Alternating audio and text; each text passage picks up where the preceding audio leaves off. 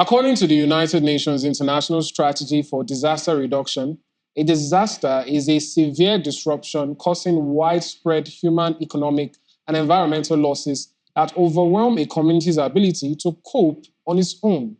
Today's discussion is focused on emergency response readiness, specifically the important role of first aid and CPR training in saving lives during disasters. Welcome to Hude Hour on Hude Network, where we explore happenings in the humanitarian and development space. I am Amadine Ugbewe. And I am Joan Eze. Thank you for joining us. You're welcome. When disasters strike, the first few minutes are often the most critical in determining survival. First aid and CPR are not just skills for healthcare professionals. They are essential tools that anyone can use to save lives, particularly in disaster-prone areas where emergency services may be delayed. Vulnerable communities already grappling with socio-economic challenges stand to benefit the most from widespread training in these life-saving techniques. Today, we'll explore how first aid and CPR play a frontline role in disaster response, share global examples of preparedness initiatives, and discuss the importance of making these skills accessible to all. But first, a look at our headlines. Hundreds of thousands in need as floods devastate northeast Nigeria. Caribbean community uses radio to strengthen disaster preparedness. Regional workshop in Colombo trains participants for CBRN emergencies. Geneva hosts session on digital innovations for disaster response. Now we're going to break. When we return, we'll delve into more issues and break down what we need to know on this particular matter. Stay with us.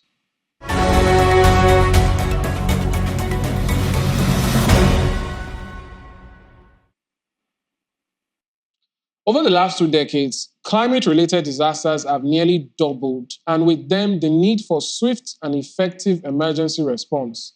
From coastal floods to prolonged droughts, disasters don't just affect the environment, they disrupt economies, food systems, healthcare, and livelihoods. First aid and CPR are pivotal components of readiness, enabling communities to act in these vital moments before professional help arrives.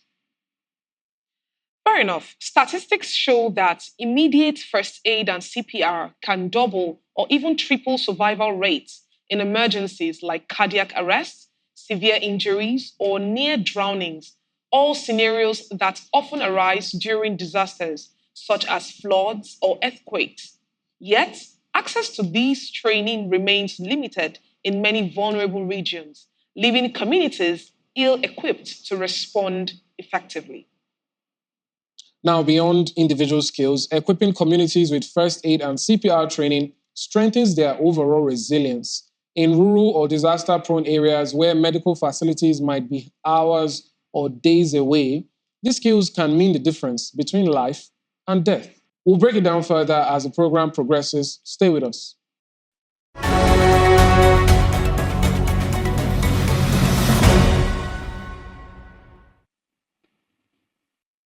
Now to our first news item.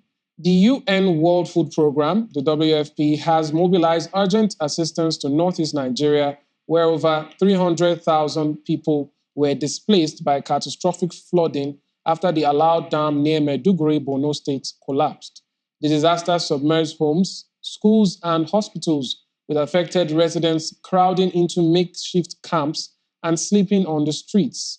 The WFP set up soup kitchens in 3 major camps to provide meals for 50,000 of the most vulnerable individuals, but warned that more aid was needed. The disaster added strain to a region that had already faced several challenges, including the effects of long-standing conflict, economic hardship, and food inflation. The WFP reports that 800,000 people in Nigeria were affected by flooding, with extensive crop damage worsening the region's food insecurity. An estimated $147.9 million is required to sustain food support in the Northeast over the next few months as recovery efforts unfold. Well, was the case in Northeast Nigeria. It's about a month or so now, and this exemplified how much emergency readiness and response is needed to prepare for these things. Because it seems as though they were caught off guard. And just as we said at the beginning, disaster is when there's disruption that now makes a community unable to function on its own. And that's why we've seen all these aid and projections that these amounts of monies are needed to sustain that community. And I think it just goes to show that more needs to be done to prepare for these things. Yeah, that you have a very wonderful point out there. All right, let's quickly move to our next news item. The Charlestown Maroon community in Portland has launched a disaster preparedness project, strengthening disaster risk reduction and resilience through media, empowering communities in Caribbean Small Island Developing States, SIDS. The project seeks to empower 20 community volunteers by equipping them with digital, media, and information literacy skills. Using radio box technology, the volunteers will manage a community radio to broadcast essential disaster related updates, fostering local preparedness and response. Project goals include establishing a community media volunteer network, enhancing disaster preparedness education, and creating stronger ties with national disaster authorities. Volunteers will be trained to create content that promotes resilience and can expand the program to nearby communities.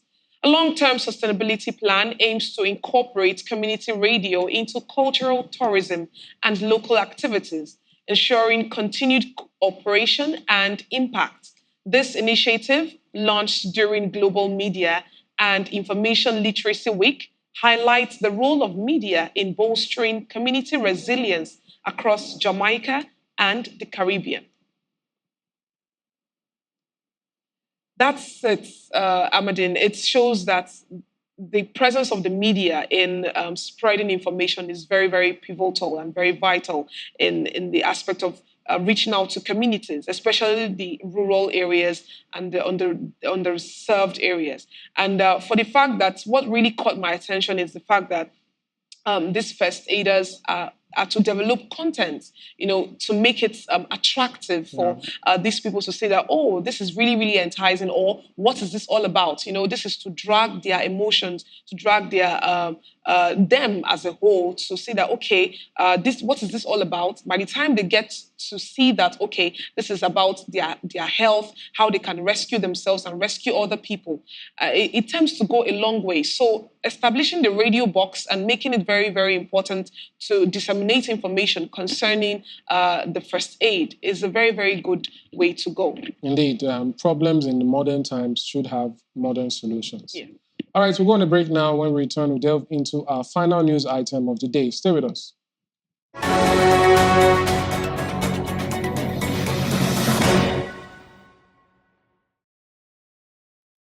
All right, actually, we do have two more news items. So let's take the first one now. A 3-day workshop on chemical, biological, radiological, and nuclear emergency readiness was held from December 3 to 5, bringing together 40 participants from Sri Lanka, the Maldives, Bangladesh, India, and the US. Organized by the US Embassy in collaboration with Sri Lanka's Disaster Management Center, the event emphasized regional coordination to save lives, protect the environment, and reduce harm during crises. Participants engaged in discussions and a simulated emergency response exercise to address preparedness gaps. The workshop highlighted the need for regional cooperation, investment in preparedness, and practical training to tackle CBRN risk, which include industrial and natural hazards. It is part of a broader US effort to strengthen global CBRN response capabilities. All is very straightforward. When you are preparing for emergencies, you have to build capacity and you have to run simulations. And I think that's just the way to go so that people have it in mind and they are fully ready at a moment's notice to get to work and save as many lives as possible. Yeah, fair enough. All right, let's quickly move to a final news item we have. The Czech Republic's permanent mission to the United Nations in Geneva conveyed a session at the World Meteorological Organization, WMO, Secretariat to explore the role of digital technologies in disaster risk reduction, DRR. The meeting brought together African and European representatives to address the increasing frequency of climate-related disasters like floods and droughts. WMO Deputy Secretary General Cole Barrett emphasized collective action and innovative technology for disaster preparedness. Kamal Kishore, UN Special Representative for DRR, highlighted democratizing information to empower communities. Notable contributions included Ethiopia's satellite monitoring initiatives, Kenya's mobile and drone solutions, and the Czech hydrometeorological Institute's AI-driven flood forecasting tools. WMO and UNDRR underscored the importance of early warning systems and capacity building with significant progress across Africa and globally. Czech Representative Václav Balek closed the session by stressing the importance of cooperation and information sharing to fully harness the potential of digital technologies in disaster prevention. The dialogue supports the UN's Early Warning for All initiative for global resilience. This is very, very important to say that the presence of technology in determining or making sure that you can see or foresee disaster risk is very, very important. And I can't wait to see what AI can do to show the world or to show countries what it can do, that it can actually show people that, okay, there's a disaster risk coming up, so we need to be prepared for it. Yes, when disasters are coming and you have early warning, it really helps a lot. And we've seen a lot of communities adapt to this. Hopefully this gets all the way down to vulnerable communities and underserved areas. Well, that's how we'll end this segment of the program. We'll go on a break. When we return, we'll be joined by a guest. He is from the Nigerian Red Cross Society. He is Ikenna. He joins us to do justice to the issue of first aid and CPR because he's an expert, and also he is an instructor. He is also one of those in charge of the program for the basic life support, where they are handing out certificates at their offices around Nigeria. So we'll take a look now, or we'll take a break now, pardon me, and when we return, we'll delve into that. And afterwards, we'll get to see a demonstration of CPR, a part of it, so that you can know more about how to save lives during emergencies by yourself. Stay with us, you don't want to miss this.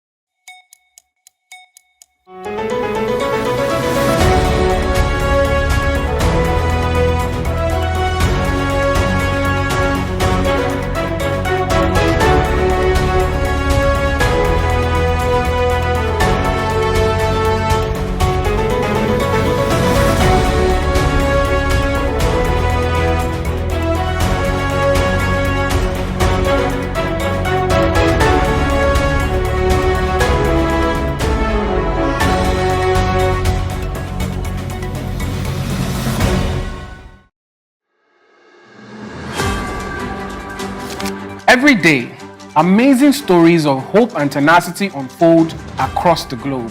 On Hude Hour, we dive into these inspiring tales and discuss the vital work being done in the humanitarian and development space. Humanity has never faced a shortage of challenges, yet we rise stronger through teamwork and determination. Though these remedies are often underreported, on Hude Hour, we advocate sustainable solutions. We bring you the latest and most impactful news on how lives are being changed. We engage with young change makers and experts who provide valuable insights into relief efforts and the challenges faced by local communities through a global perspective. Join us every Wednesday by 8 a.m. on Hude Network's YouTube channel as we embark on this journey of positive change.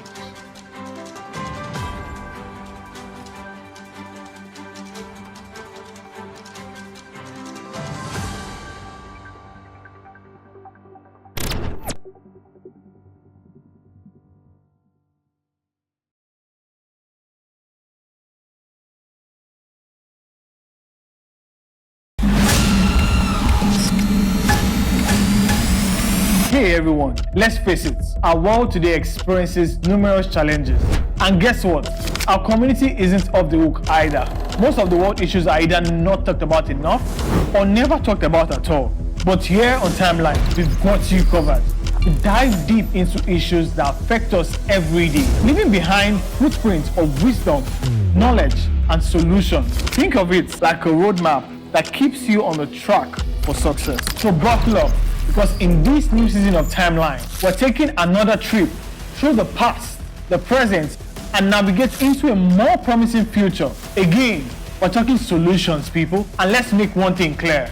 This is not your average blah blah blah convo. This is real talk with a side of inspiration and a sprinkle of wow. I never thought about it like that. I'm your host on this impactful ride. Together, we'll tackle the tough stuff, laugh a little, and find ourselves on the path to positive change. So what are you waiting for? Season 2 of Timeline will be loaded. Let's get started. Hop in and let's drive straight into the heart of issues shaping our world. Let's go. Oh, one more thing. Hit that subscribe button and let's take this ride together.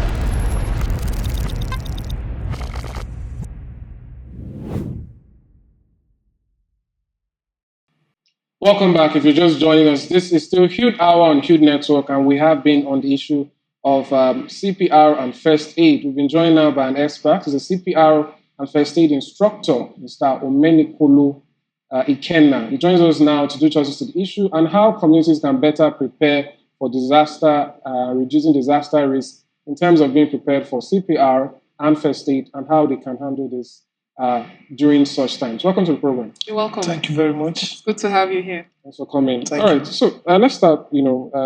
From the beginning. When disaster strikes, which is not always prepared for or we know is coming, how can people better inculcate or use first aid and CPR knowledge to help themselves in the absence of trained professionals? Well, just like you said, when disasters strike, unprepared and all that. So what that simply means is that the best time to prepare for disasters is when there is no disaster. And we have always been advocating for training, retraining of the community people and all of that, because this is the only way you can get the best out of emergency. And you agree with me that these days we are having an increasing number of all these disasters coming up, either natural or man-made disaster. So the best they can do for themselves is to prepare themselves. The best time to prepare is when there is no disaster. Get all of the basic skills, how to do CPR, how to perform CPR, what you can do when someone is choking, what you can do when there is a bleeding, name it. All those things that can pose by. So I think the bottom line here is that we really need to do some training, kind of cultural orientation, because in this part of the world, most people don't see this as a very important part of. We don't strive to learn how best to respond in times of emergency. Just a quick follow-up. When you say training, who is responsible for that? Well, I think we just have to. Ordinarily, it's supposed to be the government trying to get people to know how best to manage some certain situations. And in fact, when you go out there, outside the country, even to get a job as a gardener, as a chef, there should be some form of basic first aid knowledge and all of that. But here, nothing happens that way. So I think we need more from the government sponsoring, bringing out their large hats and all of that, spearheading these things. So, but in the absence of all of this, it has to be individual. We just have to make sure we get ourselves prepared if the government cannot do this. But ordinarily, we expect the government to be responsible for all of this.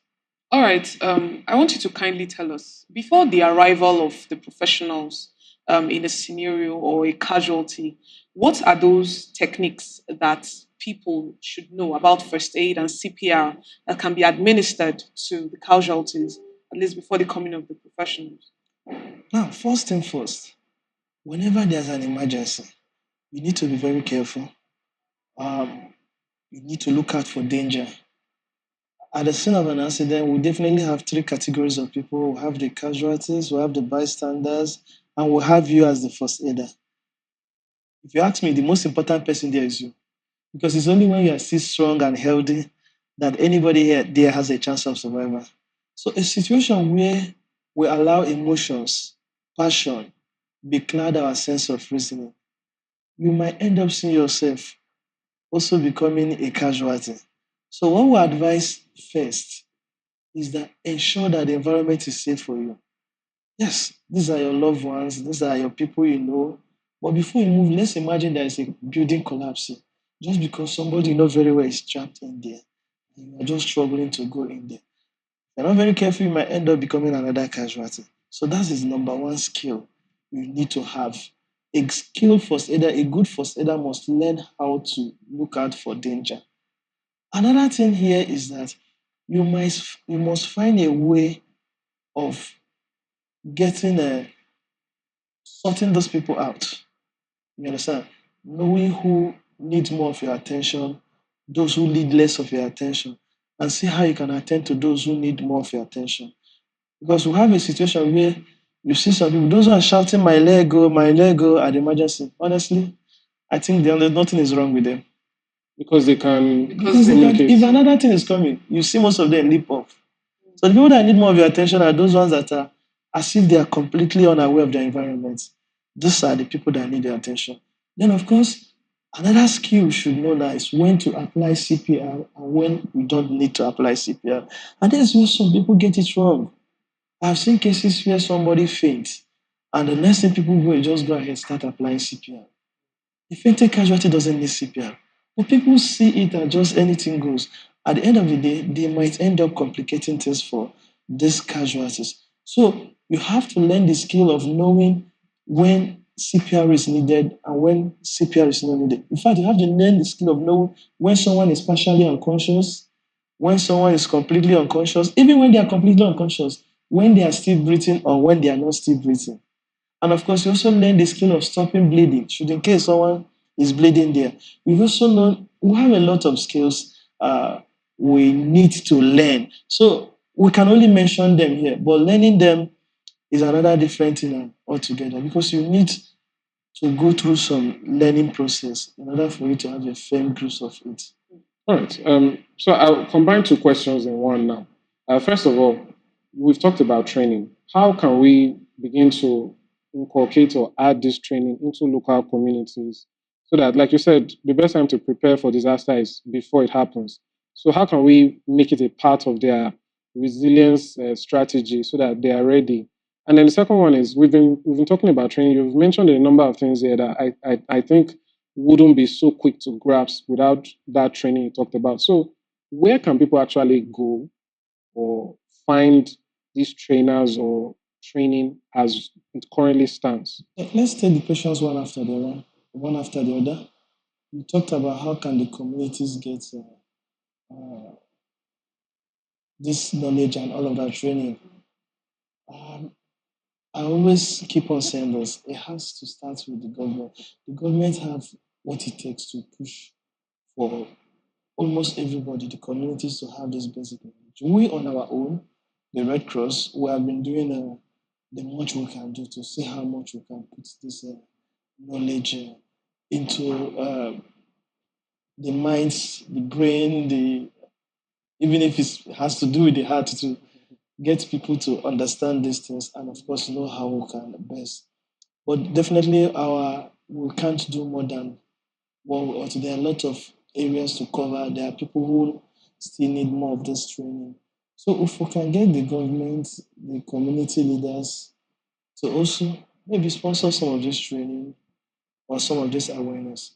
Now, where can someone get this training individually and all that? Because Red Cross is one of the major leading trainers or certifier on first aid and all of that. You can't really take it away from them. There are no part of the world you go today without finding Red Cross. So I think we have what it takes to actually get you trained, get you this knowledge. Not only getting you this knowledge, also get certified. Certificate is one of the most recognized in any part of the world today. As a CPR instructor and someone who has been in the field for a very long time now, what are those challenges that you faced whenever you go into the field? Maybe either to teach. Okay, let's leave the fact of when you want to administer the first aid. Let's talk about when you want to teach or when you bring in first aid to this set of communities or the underserved areas. How has it been for you? Well, to some extent, it has been challenging. When you go out there to teach and all that, first and foremost, people are looking at financial gain, tangible things you can provide. When you tell them you are just coming to talk and demonstrate, you find out they have less interest. You understand? So getting them to really concentrate and get to understand what you are saying is a big challenge. Of course, the economy is not smiling.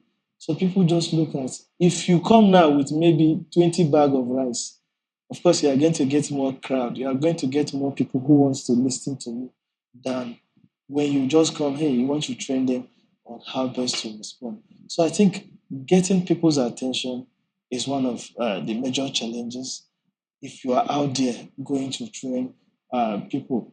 Of course, getting the logistics, the materials, what you need to actually empower give them this knowledge is another challenge.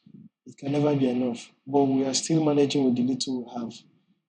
Right, so let's please talk about the tools required. Is there any part the government can play here, and what are those things? We understand that there's a first aid box that's all the way from primary schools. We've been taught about that. Is there any role here that the government should play, and what are those things that, or how could they play it in providing it for the masses? And just to combine, so that because of time, tell us really a little bit more about first aid in itself and limitations or thereabouts. Okay, let's start with tools that government can really provide. We have so many public spaces and all of that. One tool I have seen in limitation in this part of the world when I compare with other people, other parts of the world and all of that, this AED is very critical, very, very important. That stands for what? Automated external defibrillator. When you go out there, you can't get on an institution or a public space where they anticipate at least 100 people to come in there without at least having a single defibrillator at least. Go to train stations, go to airport, go to seaports, even filling stations in some places, you will see a defibrillator. What is it used for? It is usually used for cases of unconsciousness. When people are unconscious, the AED is there to help restart their hearts, to give them a proper, to get their heart to start functioning properly. But in Nigeria here, I can bet you can go to a place where they have over 10,000 people gathered. No single AED. This is very, very abnormal. So if the government can make sure things like this are strategically positioned, if you have an AED, you have more chances of saving someone's life than when there is no AED.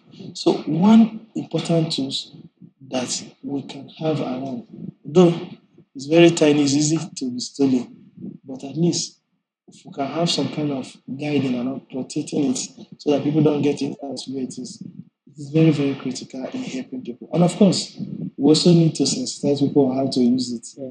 Because one thing is to have such equipment, the other is not having people who know how to use it.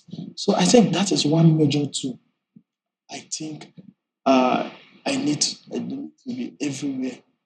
Everywhere gets people coming together. I think I've used the second question. What was that second question? Limitations, for first aiders, so that people can know that there are actually places where it stops. It's actually meant to be the first treatment someone gets, but not overall. Not first aid, just like the definition, but it's the first skilled treatment given to a sick or an injured person before getting that person to the hospital. It is not medical treatment. It is just first aid treatment. Sometimes go over, Line. go over the line in the name of trying to help, in the name of trying to do the right thing. And in most cases, by doing this, they end up even jeopardizing the chances of this person surviving. Don't assume that you're a medical doctor, you are just a first aider. And of course, whatever you do, is external. You don't give medications, anything you do, just make sure this person gets to the hospital as quick as possible. In fact, we say we have what we call the three C's: check, call, and care. What are we saying here? Immediately you get to the scene of an accident, of course, you check why the situation, what happened, check if the person is still breathing, check if the person is unconscious, check if the airways are open. When you get all of these facts, you are expected to call the relevant authority. In Nigerian case, we have the 112. Make sure you call them as quick as possible. Then, of course, the last C is that you start attending to these people based on what you know. So in most cases, in ideal situation, it shouldn't take up to 30 minutes. An ambulance will be right before you to get those people involved to the hospital. All right. I guess that has to do now with policy. So I guess that's where my question is leading now. How can policy fix all of this? Because we need to drive down to the fact that we're referring to emergency services, particularly in issues or cases of disaster.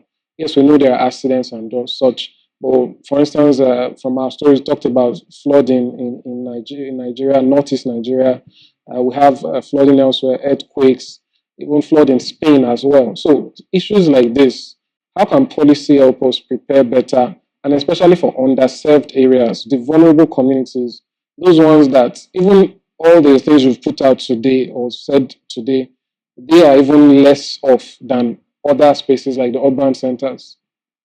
Okay, policies has a lot to do, in fact, in all space of life, not just in first aid. The right policies, when they are put in place, they will definitely take some.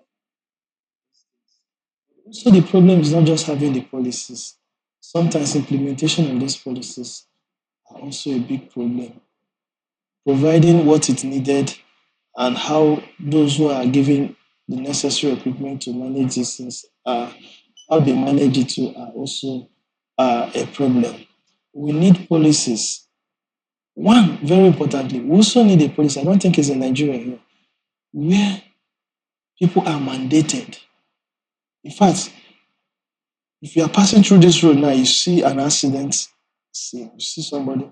If you walk out without even helping anybody, there's no law mandating you to do that in Nigeria. But out there, if you are found, if there's any evidence that an accident happened right before you and you couldn't do anything, you just walked out of that way, you can actually be sued. So we need. If you don't have the skills, wouldn't helping lead to more problems? Well, at least make every effort to get them to the hospital as quick as possible. You understand? You must show some effort to get them to the hospital as quick as possible. But a situation where you just you drive your car off without actually stopping to see how we can help is a very wrong idea. And most times you see this happen in this country, where people just turn a second eye whenever there's. So if we can have a policy one to get people to, in fact, have a law, make it a legal issue. If you don't help, these are the stuff that can happen to you if you don't actually help. I don't know if you get what I'm saying. And of course, other policies that can enhance our emergency response and all of that. Apart from that, we should also be seen to implementing this. Like I said, it's not just having these policies, but how best do you implement them will determine how it will be of advantage to us. So is there any aspect here that has to do with education, starting from the lowest level, basic education upwards? Yes, of course. Now, we also need a policy. In this country, apart from people that read medicine, read nursing, or any science related, and maybe human kinetics, from my experience, there is no concerted policy to get everybody, especially the youth, to understand first aid, understand how best to respond. I have a friend who schooled, I've forgotten the name of where he schooled. He said in school, even if you are studying IRUK, there will be a particular course on first aid. If you don't pass that course, you're not graduating from that department. But I can ask, unless maybe people did medicine, I'm sure both of you graduated from Nigerian University. Did you do anything like use of first aid? Since you have maybe use of English, did you do anything as such? Well, we'll decline to answer for now, but thank you so much for the knowledge you brought so far. And Yes. obviously, we're not letting you go yet. We still need you to help us with a demonstration that can help people with some basic knowledge. But thanks so much for Thank answering our you. questions. Thank you very much. All right, that's how we end this segment for now. We'll go on a very quick break. When we return, Mr. Omenikolo will be showing us a demonstration of how to perform CPR and some other skills that could help you in emergency situations. Don't go anywhere. We'll be right back.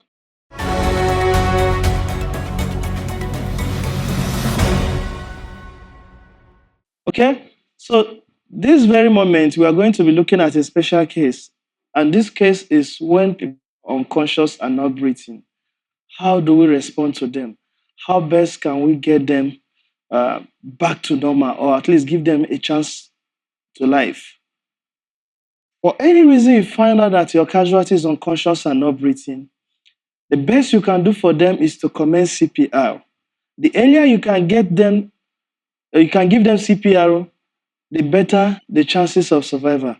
But the more time you waste contemplating on what to do, the more likely that you might lose them.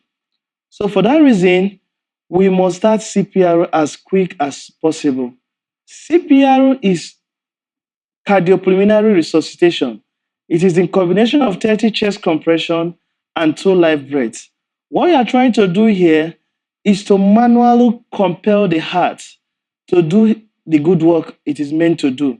And someone here might want to ask me, what is the good work of the heart? The good work of the heart is start pumping blood to every part of the body. As you, every vital organs of our body needs oxygen-rich blood to remain healthy and to remain alive. So the heart is not doing that at default. It is now our responsibility to ensure that the heart continues pumping blood to every part of the body. So when you push like this, you are forcing the heart to discharge all of the blood it has. When you kind of remove your hand, the heart recoils, trapping more blood. So when you push again, it discharges all the blood it has inside. When you remove your hand, it kind of recoils. So this is exactly what we are trying to do here, trying to give this casualty a chance to survive. Now, when someone is unconscious, we must make sure our hand placement is very, very important. We must make sure we place our hands at the right part of the chest. It is very wrong to place your hand in any other part of the body that is not the right part of the chest. And where is the right part of the chest? Where our hands needs to be. It has to be at the center of the chest, in between the 2 nipples. I'm not saying at the scene of an accident you should start using your hand to guess where the nipples are.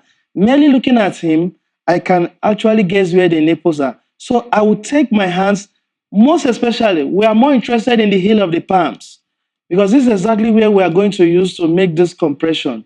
So it has to be the heel of the palm.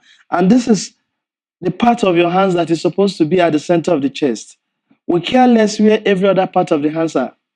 Now, before I go on with the CPR, I need to make this very, very important clarification. When you are doing CPR and you want to be very effective, make sure you place the person on a hard surface. If you don't place this person on a hard surface, chances are that you might not be as effective as you should want or you might want to be. So the person has to be at a hard surface. If you are giving CPR and you really want to perfect too, you must make sure you lock the elbows. Your elbows need to be locked. Some of you will do CPR this way, as if you are pounding. You are not supposed to pound the person. Rather, your elbows need to be locked so that you can gain the right kind of traction that can force the heart to circulate blood to every part of the body. For you to be very effective in giving CPR, you must compress the heart 1/3 deep. It has to be 1/3 deep. Why is it 1/3 deep? So that you can be able to get the heart to release the blood it already has in order to circulate to every part of the body. So you must compress 1/3 deep for you to be able to get the heart to function very, very effectively. Now, if you are compressing, you are not expected to be very fast. If you are too fast, you will not allow the heart to effectively redistribute this blood. And of course, if you are too slow, the heart cannot be very effective in also doing this. So we have to maintain a particular standard. And what's the standard? You are expected to compress between 100 and 120 in 60 seconds. So we are going to try giving CPR to this casualty. And of course, I want you to see exactly how you are supposed to place your hands, how you are supposed, the depth you are supposed to go, and of course, what your pace should be like. Getting the hand that is more powerful. Some of us are left-handed, while some of us are right-handed. The first hand that should come first should be your most powerful hand. For me, I'm left-handed, so I'm going to throw in my first hand, the left hand, exactly at the spot I just told you, at the center of the chest. Then, of course, this other hand will be a support to this. I will start compressing this chest 1/3 deep in order to get the heart to start circulating blood to every part of the body. So let's start.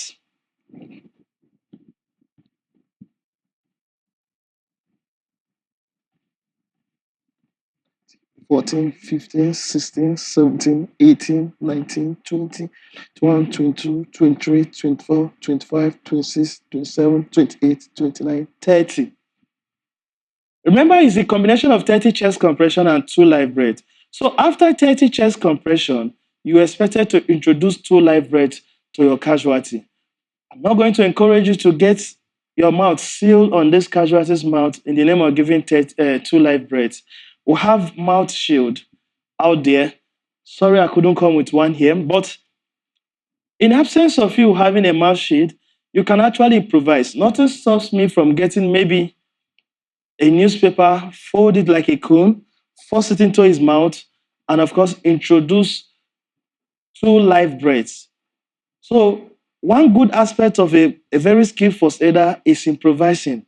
When what you need is not available, you should be able to think out of the box and know exactly what you are supposed to do. Why are we introducing 2 live breaths? We are giving this casualty 2 live breaths, kind of topping up the level of oxygen inside him. We have started with 30 chest compression, and most likely for every oxygen inside him, the blood has been able to circulate it to every part of his body. So it's assumed that the level of oxygen must have depleted. Hence, they need to kind of top up oxygen in order to continue with our 30 chest compression. So immediately, I need to seal up his nose so that when I start my 2 live breaths, the air will not escape through the nose. I'm assuming this is my own mouth sheet for now. I'll get this to wrap up his nose, his mouth, sorry. Then, of course, I will introduce my 2 live breaths. 1, 2. After these 2 live breaths, I will now go ahead and check if this casualty is still breathing or not. How do we confirm if a casualty is breathing or not? We have what we call the LLF. And what does it stand for? The LLF stands for look, listen, and feel. We don't check the pulse like the hospitals do. As first aiders, what we do is the LLF. So how do we do this LLF? I will take my chin very close, extremely close casualty. And I'm here. I'm looking at the chest to see if it's rising and falling. I'm listening to see if I can pick up any sound coming out from the airways. And of course, I'm trying to feel any form of air coming out from the casualty's nostrils. Once I can pick any of this, is a pointer that this casualty is still breathing, or the casualty has started breathing. So immediately I notice that the casualty has started breathing. Of course, I will go ahead and place the casualty in what we call recovery position. The best possible position this casualty needs to be in order to allow him breathe very well. But a situation where after checking for breathing, I still notice that the casualty is still not breathing, I'm expected to continue giving CPR. So I have to go back again and continue with my 30 chest compression. When I found out, after the first cycle, I checked, I found out the casualty is not breathing yet. I will still take my hands back and, of course, get my other hand to support it. I will continue with my 30 chest compression. 1, 2, 3, 5, 6, 7, 8, 9, 10, 11, 12, 13, 14, 15, 16, 17, 18, 19, 20, 21, 22, 23, 24, 25, 26, 27, 28, 29, 30. Still, of course, I will need to give live breath to this casualty. Use my hand, seal up the mouth, and of course, pinch the nose so that the air doesn't escape through the mouth, through the nose, sorry. After this, I will still do my LLF to see if this casualty has started breathing. If I get any sign that this casualty is already breathing, I will now go ahead and place the casualty in recovery position. But if I don't get any sign, I will keep on rotating this, continue doing this until 3 conditions are met. So what are those conditions that will stop me from doing this? If the casualty gets back to life, shows me any sign of breathing, maybe he sneezes, cough, or show me any sign of breathing. At that point, I stop, even if it's just 5 light chest compression I've done.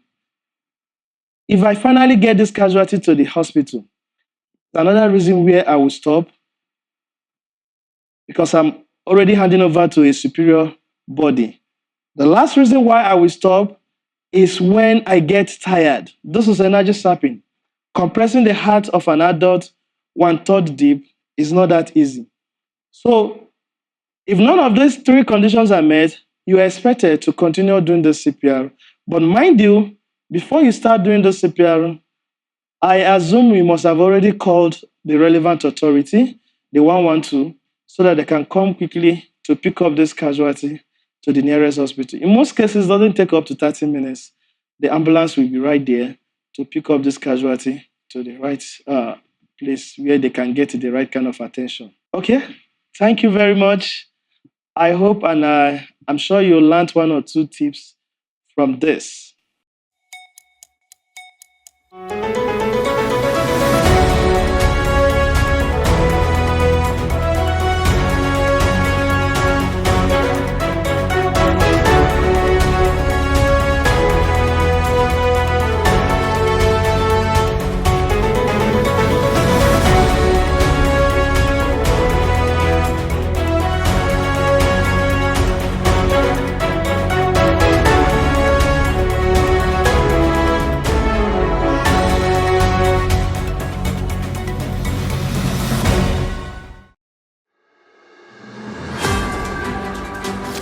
Every day, amazing stories of hope and tenacity unfold across the globe. On Hude Hour, we dive into these inspiring tales and discuss the vital work being done in the humanitarian and development space. Humanity has never faced a shortage of challenges, yet we rise stronger through teamwork and determination. Though these remedies are often underreported, on Hude Hour, we advocate sustainable solutions. We bring you the latest and most impactful news on how lives are being changed. We engage with young change makers and experts who provide valuable insights into relief efforts and the challenges faced by local communities through a global perspective. Join us every Wednesday by 8 a.m. on Hude Network's YouTube channel as we embark on this journey of positive change.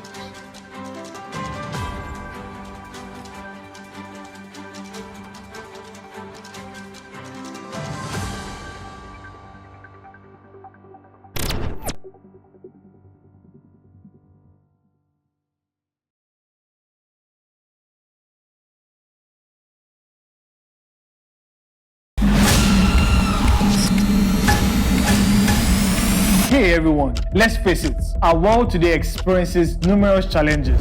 And guess what? Our community isn't off the hook either. Most of the world issues are either not talked about enough or never talked about at all. But here on Timeline, we've got you covered. We dive deep into issues that affect us every day, leaving behind footprints of wisdom, knowledge, and solutions. Think of it like a roadmap that keeps you on the track for success. So buckle up, because in this new season of Timeline, we're taking another trip through the past, the present, and navigate into a more promising future. Again, we're talking solutions, people, and let's make one thing clear. This is not your average blah blah blah convo. This is real talk with a side of inspiration and a sprinkle of wow. I never thought about it like that. I'm your host on this impactful ride. Together, we'll tackle the tough stuff, laugh a little, and find ourselves on the path to positive change. So what are you waiting for? Season 2 of Timeline will be loaded. Let's get started. Hop in and let's drive straight into the hearts of issues shaping our world. Let's go. Oh, one more thing. Hit that subscribe button and let's take this ride together.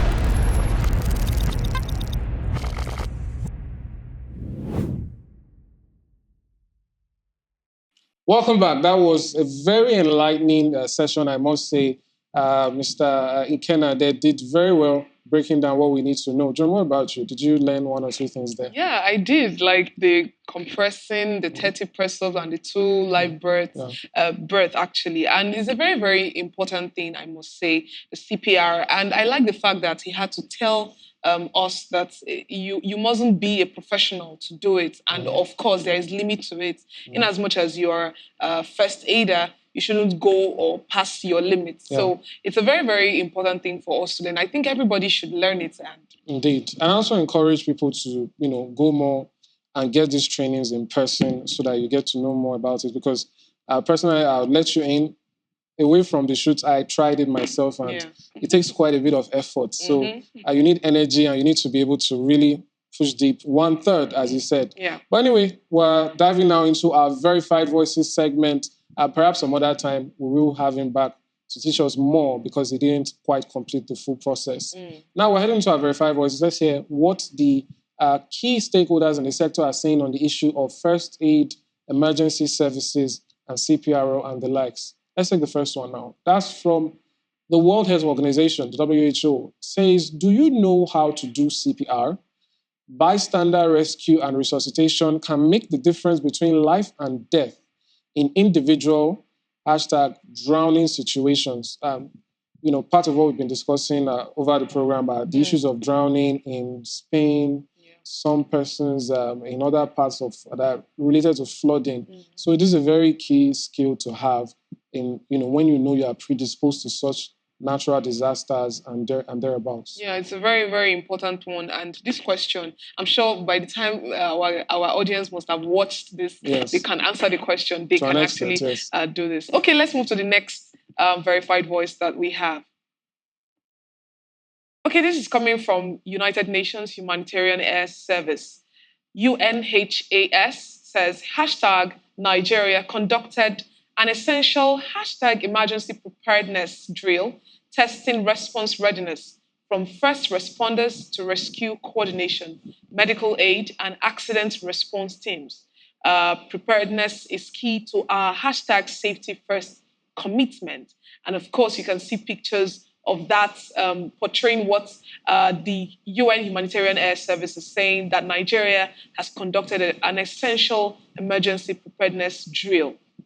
This is what we're talking about, that this is very important for us to be prepared for the forthcoming. We're not praying for disaster to occur, but it's something that is inevitable. So we should be prepared skillfully and otherwise so that when the disaster befalls us, we can actually be resilient and fight against it. Indeed, and our first responders, they are doing well enough to skill themselves. Like our guest said, the issue here is so that we prepare for things before they happen. Just as they say, the best time to do something is now. The best time to do something was yesterday. Second best time is now. So it's good for people to go out there and educate themselves.